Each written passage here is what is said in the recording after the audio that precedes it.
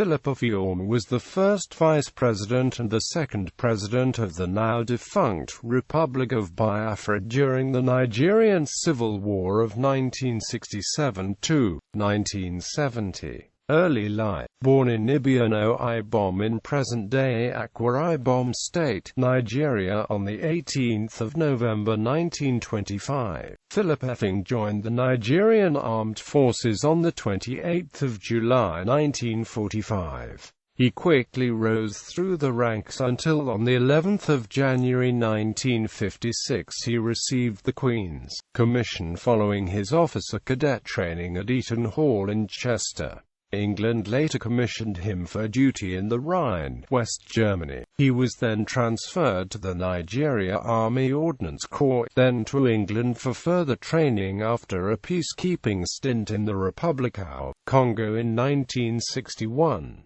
He was Nigeria's first Director of Ordnance. His son is his namesake, Biafra. Efiong became Chief of General Staff of Biafra under Head of State Odumegwu Ojukwu during the Nigeria-Biafra War. The tactics of the Nigerian military during the war included economic blockade and deliberate destruction of agricultural land. Even before the war, the area was net importer of food, depending on income from its oil fields to feed its populace. With the blockade cutting off oil revenue and agricultural destruction reducing food production, the result was mass dislocation and starvation of the populace. 2 to 3 million people are thought to have died in the conflict, mostly through starvation and illness. When Biafra's military resistance collapsed, Ojukwu fled to Côte d'Ivoire.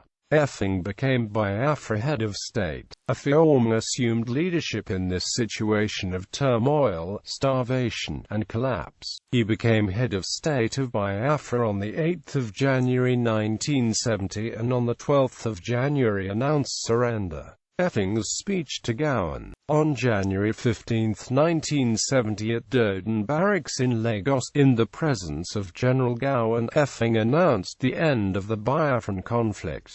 Major General Philip Efiong, officer administering the government of the Republic of Biafra, now wished to make the following declaration: that we affirm that we are loyal Nigerian citizens and accept the authority of the federal military government of Nigeria, that we accept the existing administrative and political structure of the Federation of Nigeria, that any future constitutional arrangement will be worked out by representatives of the people of Nigeria, that the Republic of Biafra hereby ceases to exist. At the time of the surrender, Efiong believed that the situation was hopeless and that prolonging the conflict would have led only to the further destruction and starvation of the people of Biafra. At the time, Efiong said, "I am convinced now that a stop must be put to the bloodshed which is going on as a result of the war. I am also convinced that the suffering of our people must be brought to an immediate end." Anarchy wrote, General Efiong's handling of Biafra's surrender is one of the most tactical and devoted maneuvers ever seen on the Nigerian scene. Those who do not appreciate the depth of it may not have appreciated what was at stake as Biafra capitulated. Many observers had expected wholesale retribution at war's end. Later life. In a 1996 interview, Efiong reflected on those events. "I have no regrets whatsoever of my involvement in Biafra, of the role I played. The war deprived me of my property, dignity, my name. Yet I saved so many souls on both sides, and by this, I mean Biafra and Nigeria. I felt that I played a role which has kept this country united till today.